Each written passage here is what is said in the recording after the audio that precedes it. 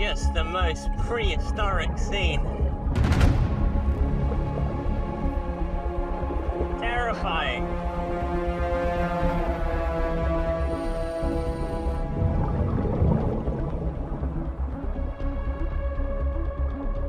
Look at those teeth.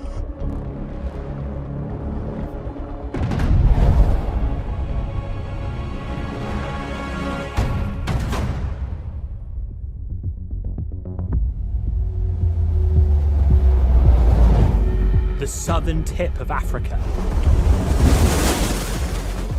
Home to spectacular marine life. And the notorious shark I'm trying to find. I have dived with a lot of sharks around the world, but I have never seen the most famous and the most feared, the great white. And up ahead is a very special place where I want to try something that my mum really doesn't want me to do. We're going to attempt to dive with a great white shark without a cage. I want to learn more about this misunderstood predator, so I've come to Plettenberg Bay. It's become a hotspot for great whites at this time of year, but diving with them should only be attempted with the right team. Thank you. I'm working with Patrick McDonald, a local skipper who knows these waters better than anyone.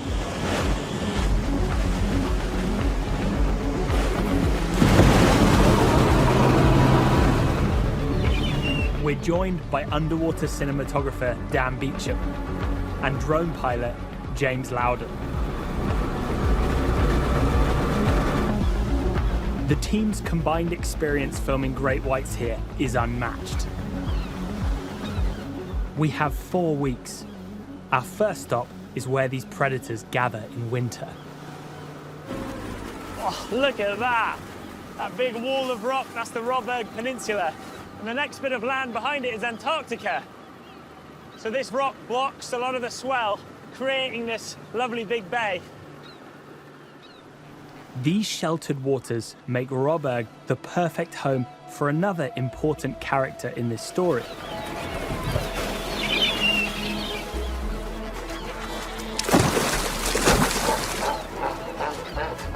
Jeez, just look at all the seals here.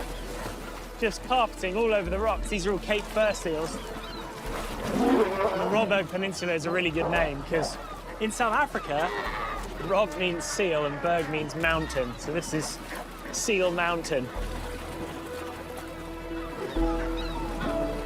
To find great whites, it's best to start with their prey. Hey guys. These are all pups from this season. They're about 8-9 months old. And they're all having a wonderful time frolicking around in the surf, enjoying the sun. Inexperienced youngsters make easy pickings. If a great white shark turned up, the mood would change like that. Yeah, certainly a lot of shark food here. Robberg isn't just a great place to find a great white.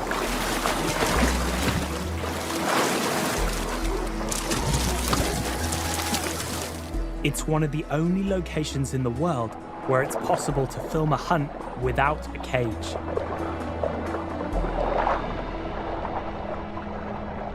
The conditions here are unique. Are you good? Looks good. Okay.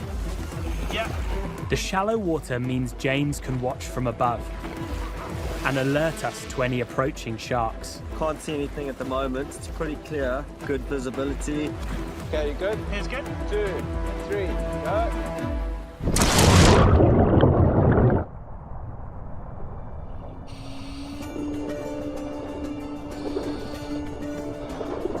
Whoa!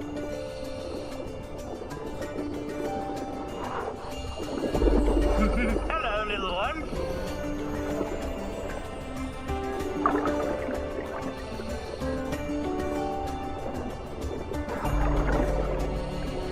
It's amazing how maneuverable they are.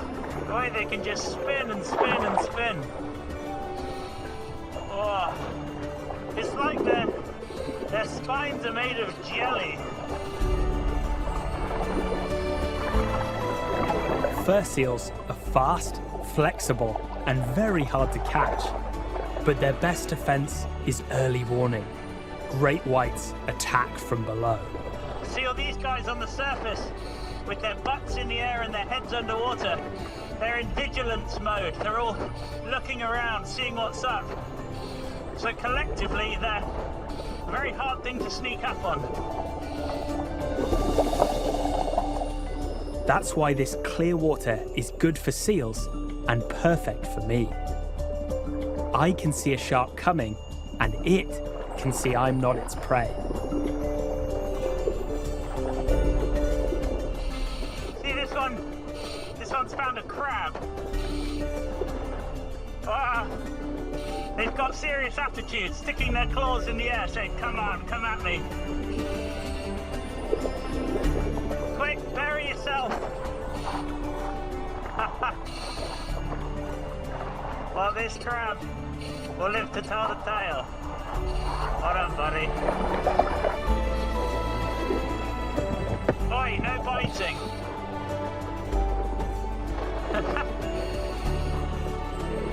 I said no biting. Oi. A couple of these pups are getting a little too brave now, a little too curious. Let's go up.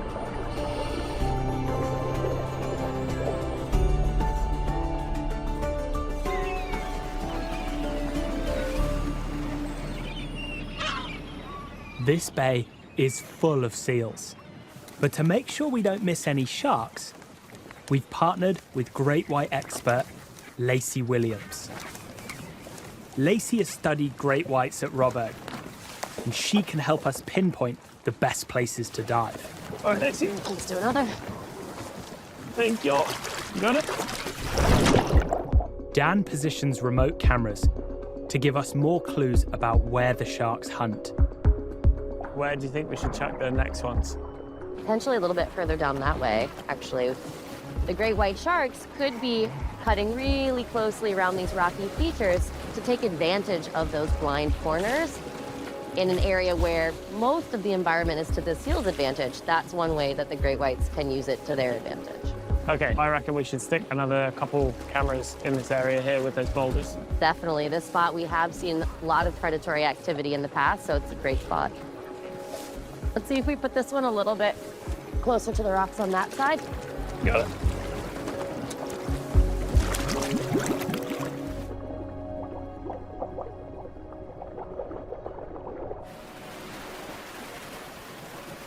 The cameras are rolling. And in this special place, there's always something to see. Whoa, look at that.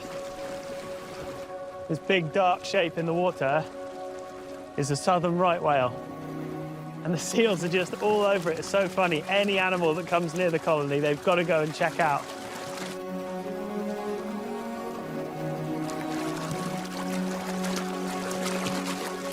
You see all the barnacles on its nose. That's such a distinctive characteristic of the southern right whale.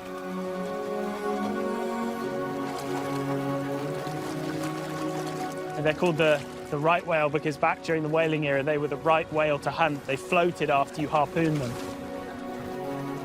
The species was hunted to the brink of extinction. But populations are recovering, and around 6,000 are thought to spend winter here. Plettenberg Bay is a sanctuary where females come to give birth and nurse their young.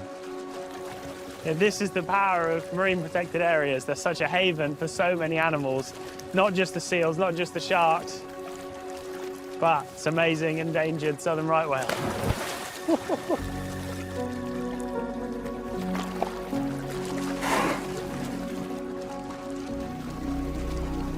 The whale seems relaxed.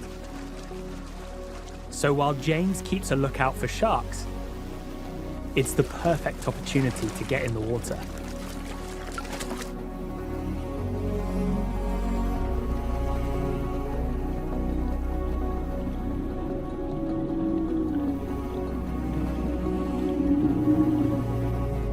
southern right whales can weigh over 70 tons.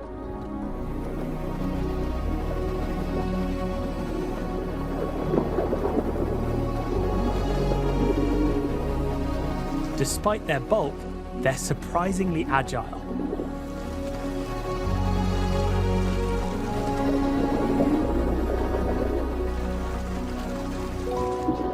And this one is in a playful mood.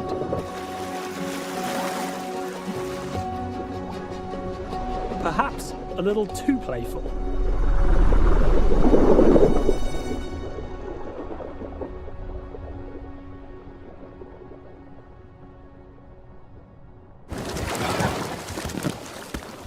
Well, that went rather well. It put its tail completely underneath my body, and I was thinking, oh, this is not a good place to be. It's kind of gently brushed me with its tail and then did a couple more passes and just hung out. Yeah, it's pretty wild just in this small area how much life there is. All we need now is a great white shark. It's been a successful first day, packed full of surprises.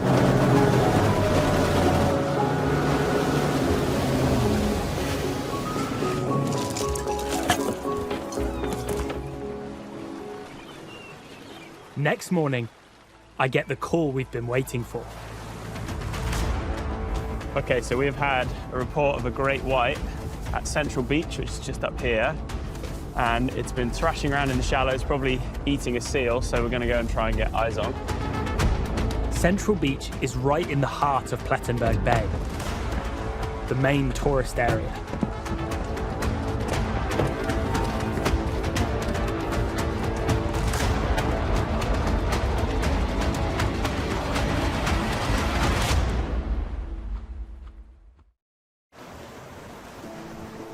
Come on, Sharky, where are you? If that shark was still here eating its kill, I would expect to see a lot more birds here, and I'm just not. Oh, so close. I managed to track down an eyewitness, Winston Sonwabo. So where was it, Winston? It was right here, right here. When I look, there's blood already, yeah? A pool of blood in the water. Pool of blood in the water, yeah? Then I saw the shark was moving. I took out my phone in my pocket. Then I've taken a picture of that shark. Yeah. Can I see the picture? Yeah, sure. Wow, you can see it thrashing in the water. Yes. You think it had a seal in the water? Yeah, I think so. I think so, yeah. Oh, look at all the gulls. How long was it thrashing like that for? About 10, 15 seconds. Really quick. Really quick. Yeah. And then disappeared. Disappear, yeah. Jeez.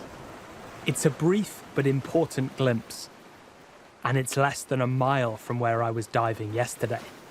Looking at the amount of blood, you know, it's a seal almost certainly that was being eaten, and the amount of gulls, that big dorsal fin, long body, yeah, that's a great white, and we've missed it by minutes.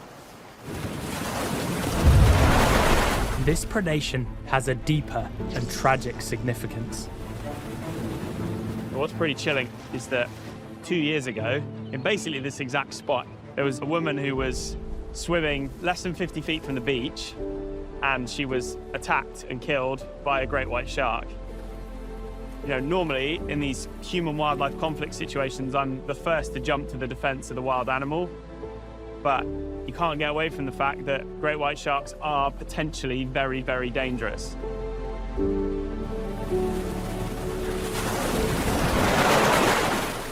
To reduce the risk of diving with them, I want to keep learning about how great whites hunt.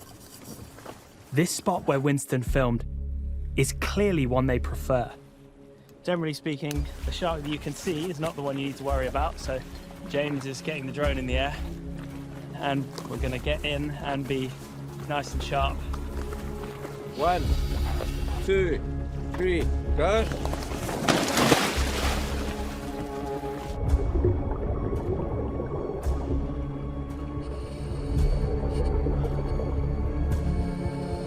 Much of the bay is shallow and sandy, but here there are narrow gullies thick with coral.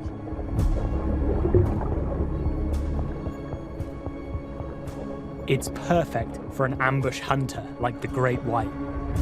They use deep, dark, or murky water to get close to their prey before launching an explosive attack. I'm hugging the seabed so I can't be ambushed from below. And I'm not the only one. Whoa, check it out. You know, while the great whites might grab the headlines, these waters are actually home to 100 species of other sharks. So these are pajama cat sharks. And I love their name, Stripy Pajamas. And they're called cat sharks because if you look really close, they've got very cat-like eyes. And these little barbels that look a bit like whiskers. Oh, hey guys.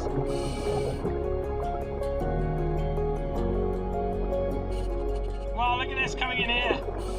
Well, this beautiful little thing is a dark shy shark.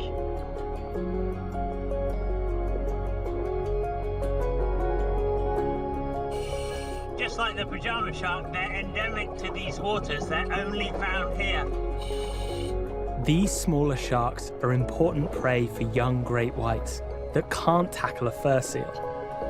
You know, you look around here, multiple species of shark, all this life. You know, the great whites as top predators, they keep this whole ecosystem in balance. And so their presence allows countless other species to thrive.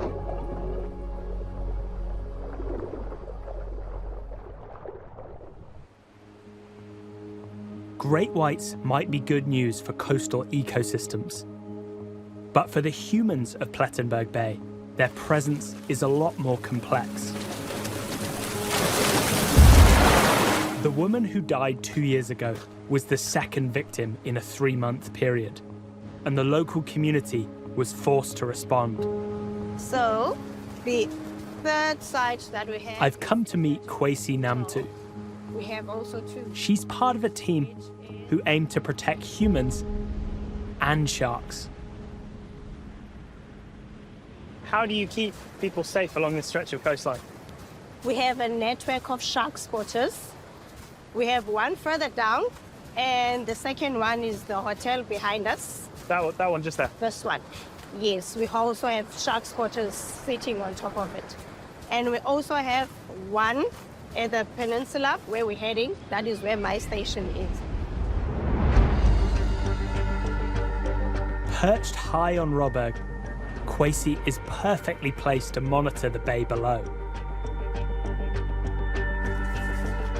I use the horn, should I have bathers in the water, to alert them that there's a shark around. And I also have a flag. Can I have a look at the flag? You're gonna have to assist me with that one. Okay. Okay, just grab that side. Nice. That's awesome. Shark Spotters was set up with a dual purpose. We felt that there's an urgent need to save people's lives and also take guard for the sharks because we don't want to be killing the sharks. We need them just as much as we also want to use the water. That is how Shark Spotters started. I wasn't a shark spotter before. What did you do before? I was an analytical chemist. I used to be in the lab, like trapped in the lab for the whole day. Get in when it's dark and go out when it's dark. Never get to see the sunshine. So that is another thing that I'm grateful for, being a shark spotter. Do you believe it is possible for sharks and humans to live alongside each other?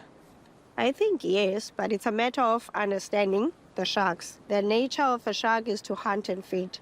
They don't want to eat people. But if you are in their way, their nature is just to hunt. So it's a matter of understanding when to get into the water. You just check whether there is a flag. Got it. So for sharks and people to live alongside each other, key is not managing the great white sharks, key is managing the people. Exactly. Sharks are vital for the ecosystem, so killing them wouldn't do us any good. Kwesi and the Shark Spotters will let us know as soon as they see a great white, so we can dive into action. Our drone is also a critical tool to find anything lurking in the shallows. Yeah, heading east. Just stop there, drop a little lower. What's that? Looks like a shark.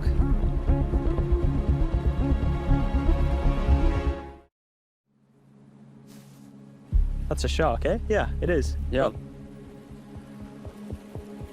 We have got a bronze whaler shark, and as their name suggests, they're a bronzy color, kind of a browny color. A great white would be a much darker color. These guys have also got a much blunter nose. A white shark's nose is much pointier. They get their name because back during the whaling era, when a whale was harpooned, lots of these sharks would turn up to feed on the carcass. Let's just go a little higher, James. There's tons of them.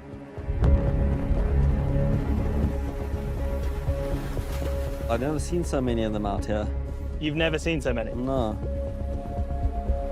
And that is interesting that we're seeing so many bronze whaler sharks, because it's normal for them to be here, but not in these numbers at this time of year. And this could be an indication that there's something out of whack here. Okay, James, let's spin around, head back up the coast, because there's a couple surfers just got in the water down there. Heading towards the beach. Bronzies aren't a threat to people, right? No, I never heard of an attack. Okay. Okay, that's good. Hold there. Wow, look at that surfer. He's got bronze whaler sharks all around him. I think this would be a very different experience for us filming this if that was a great white shark. For sure. We only ever hear about the bad shark encounters in the news, but this goes to show the reality that around the world every day, thousands and thousands of people could be having very close encounters with sharks, and they don't even realize.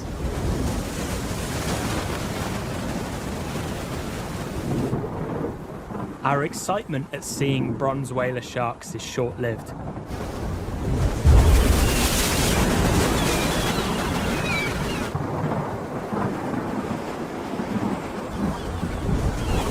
Well, this doesn't look good at all. That is some serious weather coming in. There's a big wall of rain.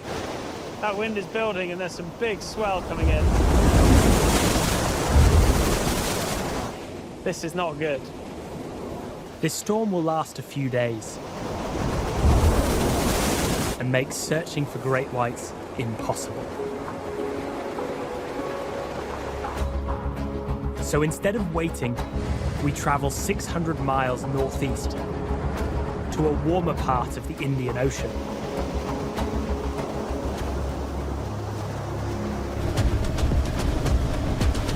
Here I can learn more about sharks. From a species that gathers at an iconic reef called Aliwal Shoal.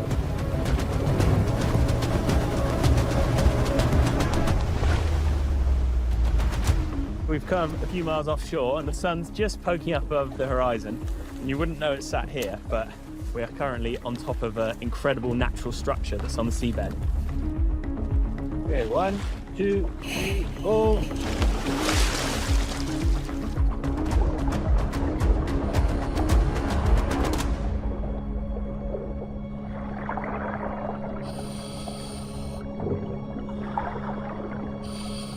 This rocky reef is famous for sharks that swarm in a natural cave called the Cathedral.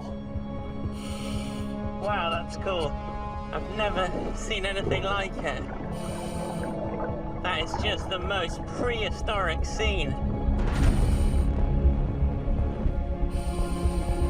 I mean, that makes sense. Sharks have been around for hundreds of millions of years. Sharks predate the dinosaurs. Sharks have even been around longer than trees. These are all spotted ragged-toothed sharks. And no one knows for sure why they gather here, but it's thought it's part of a mating ritual.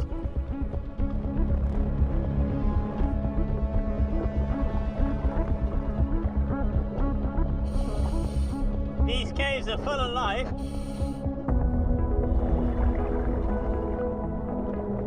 Hey, buddy. got a hawksbill turtle.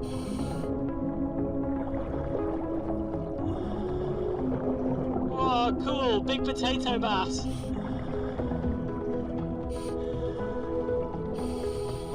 It's a shame we're not here to make a bass documentary, really, because this guy is much friendlier than the sharks. I really hope we'd find one of these. This is a ragged-toothed shark's tooth.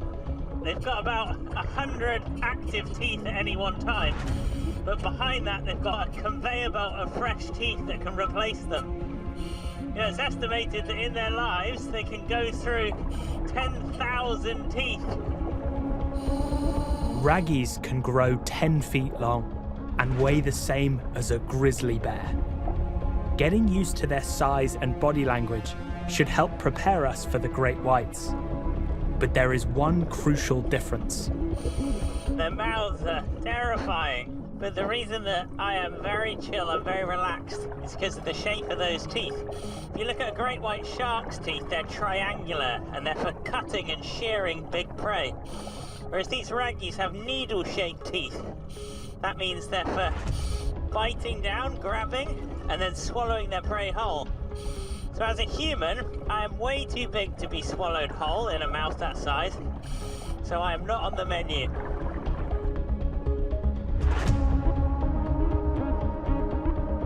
Swimming so close to so many sharks might be against every human instinct.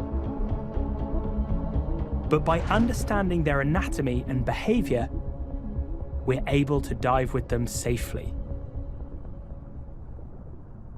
To see that many big sharks all together, something that will stay with me for a long time. If only finding the great whites was that straightforward.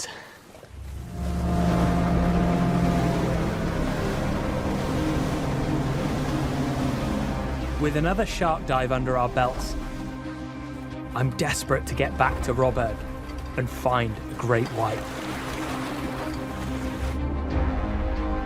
The storm has passed, and it's time to retrieve our remote cameras with Lacey.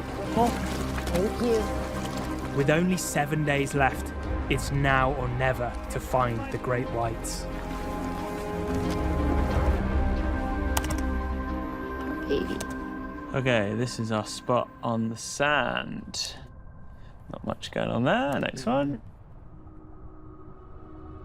As we trawl through more and more footage, anxiety starts to creep in. Oh, every single camera is coming up empty. Nada. None of these cameras have any sharks on. The sharks are either not here or being very, very elusive. They are very good at that, but it is concerning to not see any great whites during this time of year in the winter when we expect to see them, and they have been seen in these areas. Why are they not here? There are a couple theories. One of those is with respect to the commercial fisheries. Shark fishing is a global industry, with over 100 million caught every year. Wow. Jeez. Great whites themselves are protected, but fishing of other shark species still affects them, especially in South African waters. So there are commercial shark longliners that are legally permitted to fish soupfin and smoothhound sharks. They are a primary food source for great white sharks. Great whites do hunt seals. They're famous for that, but that's only a part of a great white shark's diet. And so if you start to take away a predator's food, they will either have to maybe go elsewhere, or if there's not enough food, then they can die. And to make matters worse, a new threat has recently arrived on this coast. Another of the theories that's being explored are the impact of orcas that are hunting great white sharks in South African waters. Around the world, orcas, often known as killer whales, prey on great whites. My friend has sent me footage of an incredible showdown. Just the speed that that thing comes through. Orcas ram the sharks, paralyzing them before eating the most nutritious parts. Many of us have, myself included, always thought great white sharks were the top dogs, and it's an emotional experience to see them as the prey. Just a few days ago, we heard a report to the east that there was a group of orca spotted. That doesn't sound like good news for us then. When the orcas come through, the great white sharks in that area are not seen for a while. It's very possible we might be witnessing that documented flight response. Great white sharks in South Africa seem trapped in a perfect storm of natural and human challenges, which is why I'm so desperate to find them now. But with time running out, it becomes a waiting game as more bad weather tests our patience. You've seen that cartoon where it's a bunch of different pictures and it's what my mum thinks I do. So here it would be us with just like giant shark jaws everywhere. And the next picture is what the public thinks I do, which would be, I don't know, rainbows and breaching killer whales. An amazing time. Yeah, and this would be the picture for what we actually do, which is just sat in the rain, sulking, not seeing anything.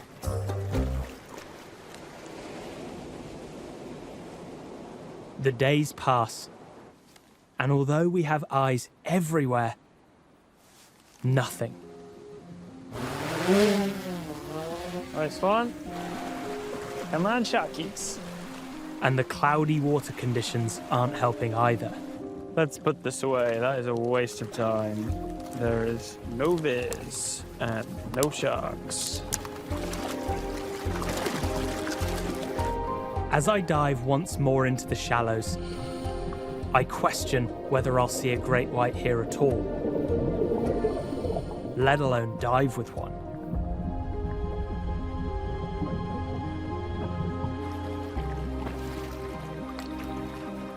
We are sat here doing what we do every day, looking down into the water, hoping that a spooky black shape is going to appear. But so far, they are not appearing.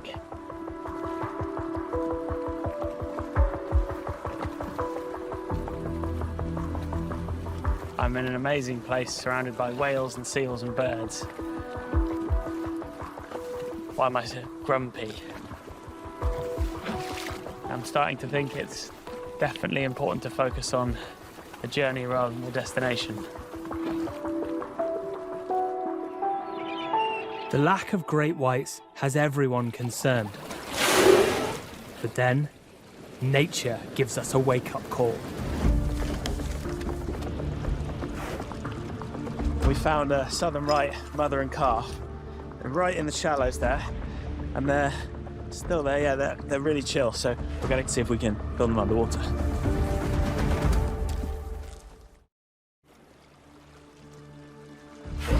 Let's just see what direction they're going in. If they're just milling, a nice long swim in will be all right. You happy with that? Okay. Yeah.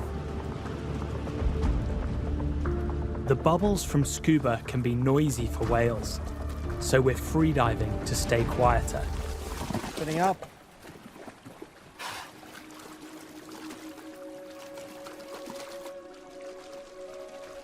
Whales turning towards the divers.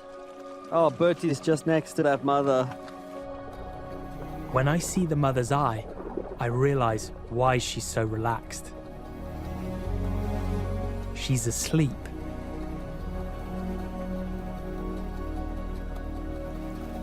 Whales sleep by shutting down half their brain at a time. It means they can rest while staying alert to dangers.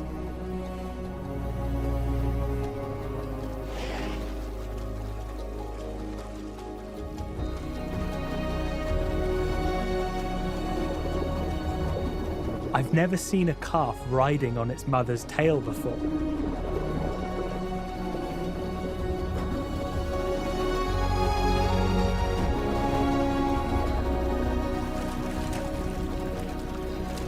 And then, more playmates arrive. Big pot of dolphins. I wonder if they're going to go play with the whales.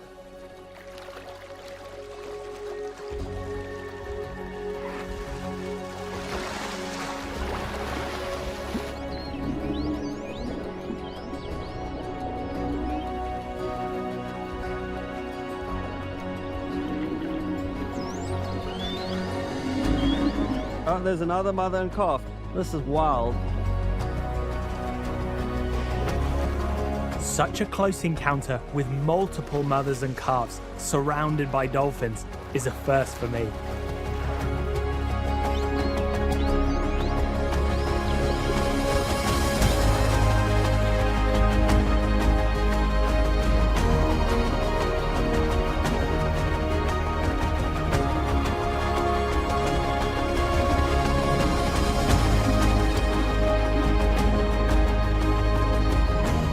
I'm amazed we were allowed to join the party.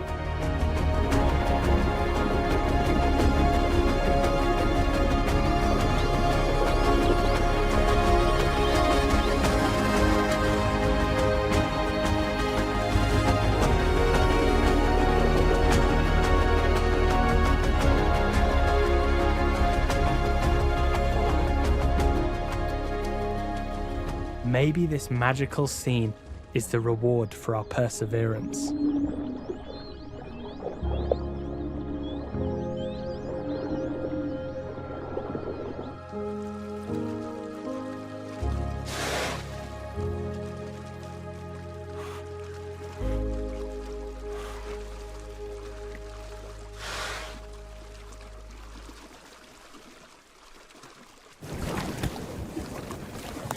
Just when I thought it couldn't get any more ridiculous, it did. The second whale just came piling through, and it was another mother and calf. You know, if this is what marine protection does, creates these havens for so many special endangered species, well, we should probably be doing a lot more of it.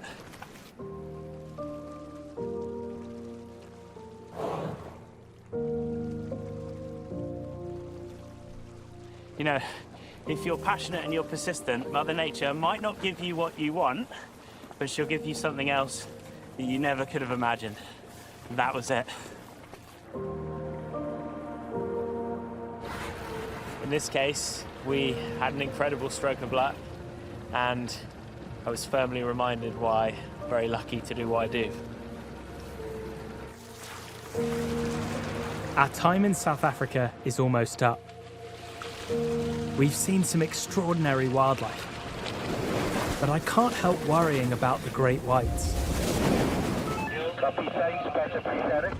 And then, Pat gets the call we've been hoping for. Bertie, we must buy. There's a white shark at Beacon Island. Go. Normie, they've still got eyes on that fish. Where did you say it was, Pat? Down at Central Beach, that was the last sighting. Central Beach, that's near to where we launched from. Correct.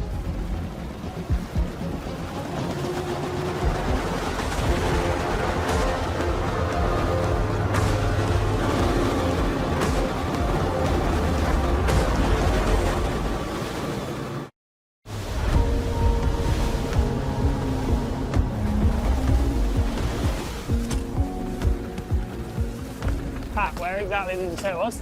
Just fly straight into the BR Bay and then go along the front of the rocks where that seal got gobbled. Where was that last sighting, Marlon? So it came down Central Beach and it's heading along the reef there down the back of the Beacon Island. Shark! Got it. There it is, right in the back line. Okay, shark's in the back line.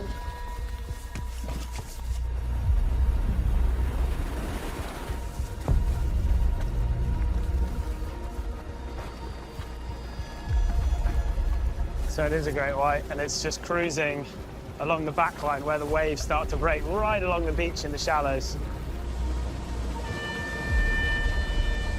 Did you hear that? That was the horn going off.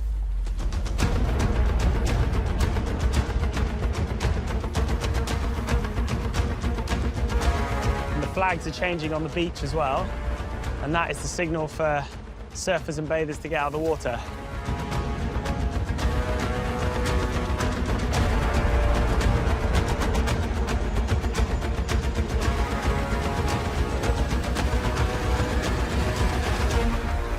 Contrary to popular belief, sharks don't want to eat people. Because of the way these great whites hunt, going in really hard, really fast, if they have misidentified a human for a seal, by the time the sharks realized, oh, this isn't what I wanted to eat, it's too late for the human. They've got catastrophic injuries. The shark leaves the main tourist beach behind. and heads towards the seal colony. I've been waiting for this moment to dive with a great white, but the churned up surf just makes it too dangerous. The shark is right here underneath the drone, and it is in less than 3 feet of water. Now, I'm sure it's using the waves and the turbulent water as cover so it can sneak up on a seal. Okay, James, okay, maybe 200-300 meters ahead of you now, there's 2 seals playing. Okay, 100 meters from the seals.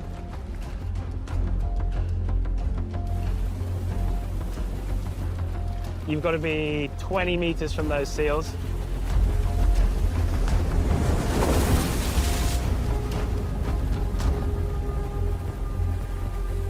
Oh, no, shark's turning. Shark's heading away from the beach. Heading away from the seals. Yeah, gone out to the deep. The shark was coming up on 2 seals, just frolicking in the surf. And then right at the last minute, just went, nope, not interested. It seems strange that a predator would ignore a juicy meal. But as we get closer, we see why. It's a youngster. Seals are a big challenge for a great white this size. It's a stark reminder that great whites need other prey besides seals to survive. Tantalizing glimpse. Well, it's good to know at least they exist.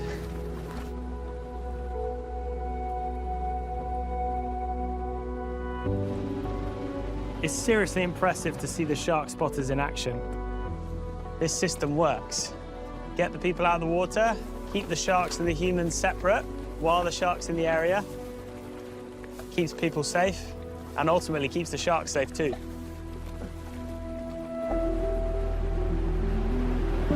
Great whites are famous for being killing machines. But I've learned that they're actually very fragile. And I'm pretty sure my mum will be relieved I didn't manage to dive with one. We've spent far too long worrying about great whites when we should be worried for them. What gives me hope is that this community has responded to tragedy in such a positive way and shown that humans and sharks can share the ocean. A healthy ocean needs great whites. Understanding more about their behavior is going to be critical to their survival. I've been obsessed with wildlife since I was a little kid. But there is still so much to learn about the natural world and our place in it. I may not have had the close encounter I was hoping for, but I leave inspired.